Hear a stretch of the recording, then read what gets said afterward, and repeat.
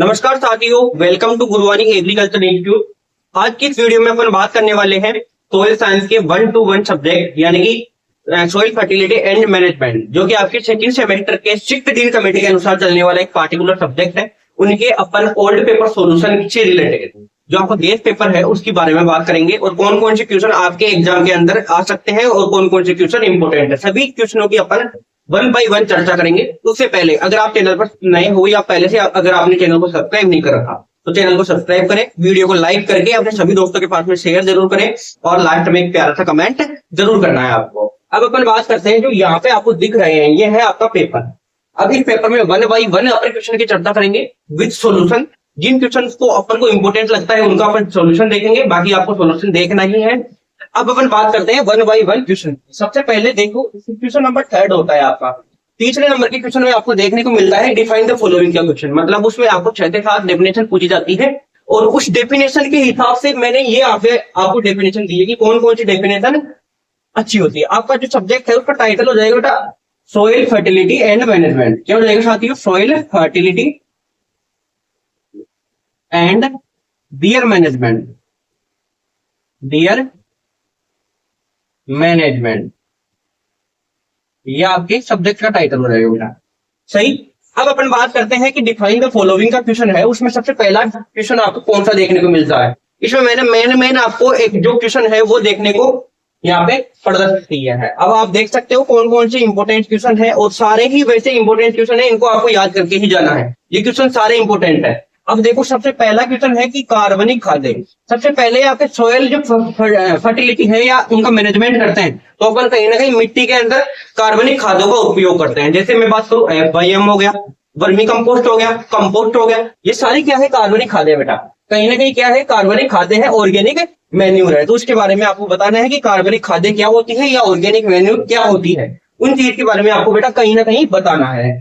अब है next, second है उर्वरक, जिसे अपन फर्टिलाइजर बोलते हैं। आपको पता है कि जो सोयल होती है, मृदा होती है, वो ज्यादातर बिगड़ती किसके कारण है? सोयल फर्टिलिटी ज्यादातर खराब किसके कारण होती है बेटा? कहीं ना कहीं उर्वरकों का ज्यादा अपन उपयोग कर लेते हैं तो वो मृदा के अंदर नुकसान पहुंचाते हैं। उन चीजों से आपके जो सोयल फर्टिलिटी है वो डैमेज होती है। तो यहाँ पे उर्वरकों का भी अपने आप में बहुत ज्यादा रोल रहता है। उर्वरक की आपको डेफिनेशन याद करके जानी है, क्या होता है उर्वरक, वो चीज आपको याद रखनी है बेटा। नेक्स्ट है कि कार्बन व नाइट्रोजन अनुपात, जिसे अपन शॉर्ट में क्या बोलते हैं बेटा? CN रेशियो बोलते हैं साथियों। क्या बोलते हैं साथियों?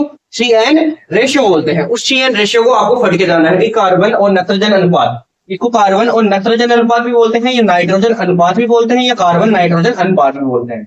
तीनों ही चीज इसके ही नाम है, तीनों ही आपको याद रखना है कि कार्बन और नाइट्रोजन अनुपात होता है वो, यानी कि CN रेशियो क्या होता है, वो चीज आपको ध्यान में रखनी है। नेक्स्ट है पादप पोषण।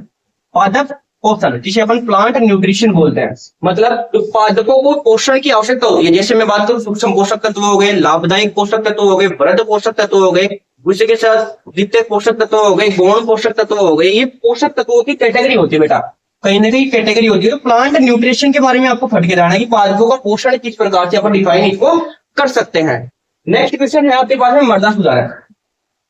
नेक्स्ट क्वेश्चन क्या है बेटा? मृदा सुधारक। देखो आप, मैं यहाँ पे देखता हूँ कि सोइल फर्टिलिटी है। सोइल फर्टिलिटी अगर डैमेज हो जाती है तो आपको सोइल फर्टिलिटी को सुधारने के लिए जो मृदा सुधारक आप काम में लेते हो, जैसे मैं बात करूं अम्लीय मृदाओं को सुधार करने के लिए चूना लेते हैं, क्षारीय मृदाओं को सुधार करने के लिए आप जिप्सम लेते हो, तो वो क्या है बेटा? मृदा सुधारक है। कहीं ना कहीं क्या है? मृदा सुधारक है। नेक्स्ट है क्वेश्चन नंबर 4 है डिफरेंस। आपको कोई भी क्वेश्चन दे देगा, 2 क्वेश्चन दे देंगे और उन दोनों के बीच में आपको डिफरेंस पूछेगा। क्वेश्चन नंबर 4 में आपके डिफरेंस आता है। आपने कुछ पेपर पहले दे भी चुके हो, पेपर का पैटर्न आपको पता है और पहले वाली जो जितने भी गेस्ट पेपर थे उनमें मैंने आपको पेपर का पैटर्न भी बताया था बेटा। अब सबसे पहले है इसमें स्थूल एवं सांद्रित खादें। स्थूल को अपन बोलते हैं बल्कि, इंग्लिश में बल्कि बोलते हैं, सांद्रित को अपन बोलते हैं कॉन्सेंट्रेट। तो आपको बल्कि एंड कॉन्सेंट्रेट मैन्योर के बारे में बताना है, मतलब स्थूल और कार्बनिक खादें। ये कहीं ना कहीं आपकी जो ऑर्गेनिक खादें हैं, मतलब कि ऑर्गेनिक मैन्योर है, जीवाश्म खादें या जैविक खादें, कार्बनिक खादें या जैविक खादें, उसके अंदर ये आपको पढ़ना है। स्थूल खादें क्या होती है, सांद्रित खादें क्या होती है। नेक्स्ट है खाद और उर्वरक। देखो, एक होता है आपके मैन्योर और एक होता है बेटा फर्टिलाइजर। मैन्योर और दूसरा क्या होता है बेटा? फर्टिलाइजर। तो आपको कहीं ना कहीं पता है कि खाद क्या होती है, मैन्योर यानी कि फर्टिलाइजर क्या होता है, उर्वरक क्या होता है और खाद क्या होती है, कहीं ना कहीं आपको पता है। 1 मिनट का वेट कीजिएगा।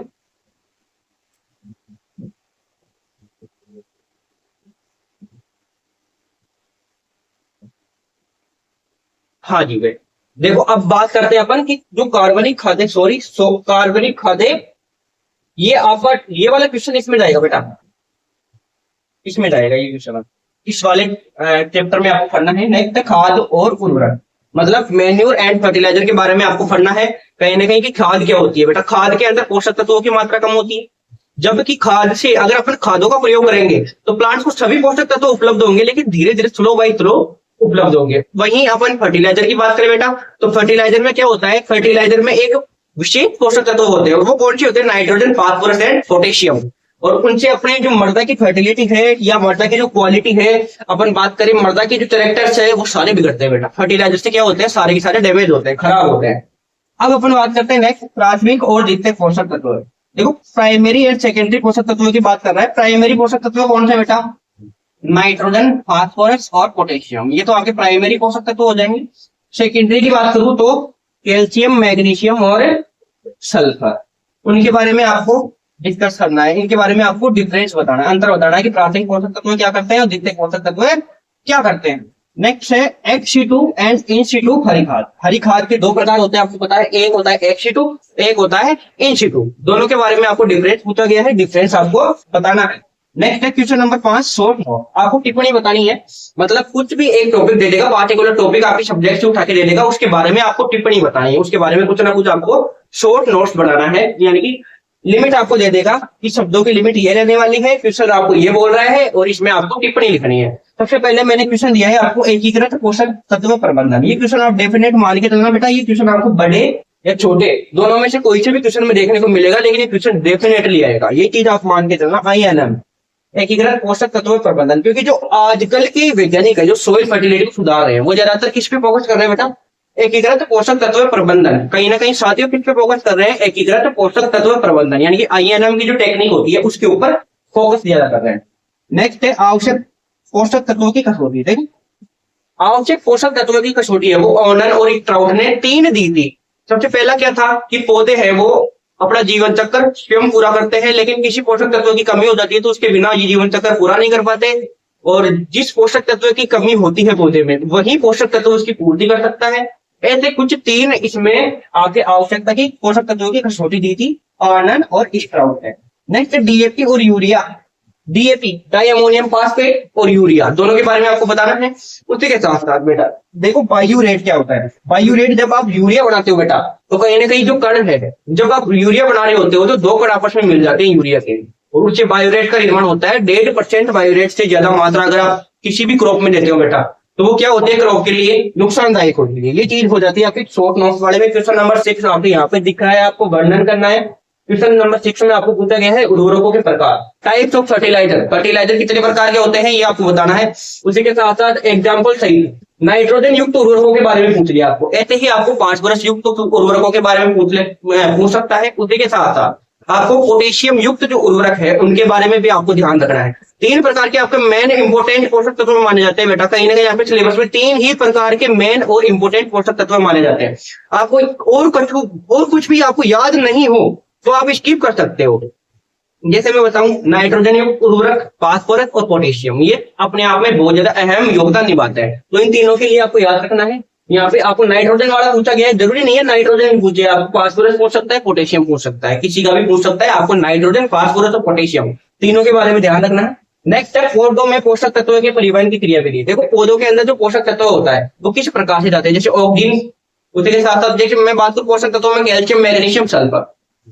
आपको अल्ट्रा यानी सूक्ष्म जो पोषक तत्व है उनकी एक ट्रिक बताता हूँ बेटा, कहीं ना कहीं आपको ये याद रहेगी, पता नहीं आपकी न्यूटाइल्स वाले क्वेश्चन में पूछ ले। तो इसके लिए मैं यहाँ पे लिख रहा हूँ सूक्ष्म पोषक तत्व। आप कौन से पोषक तत्व लिख रहा हूँ बेटा, सूक्ष्म पोषक तत्व। सूक्ष्म पोषक तत्वों में आपको बता रहा हूँ, इसमें देखो आपको याद रखना है खे, मन, कू, जन, मो, बक्कल और निकल।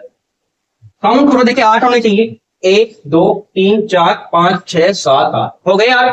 तो ये आपकी ट्रिक रहने वाली है सूक्ष्म पोषक तत्वों की। 8 आपके सूक्ष्म पोषक तत्व रहने वाले हैं, ferrous, manganese, copper, zinc, molybdenum, boron, chlorine, nickel.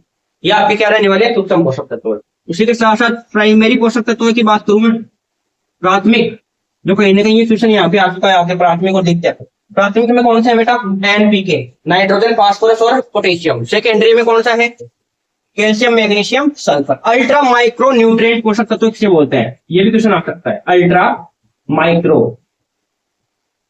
Nutrient पोषक तत्व है ना, अल्ट्रा माइक्रो।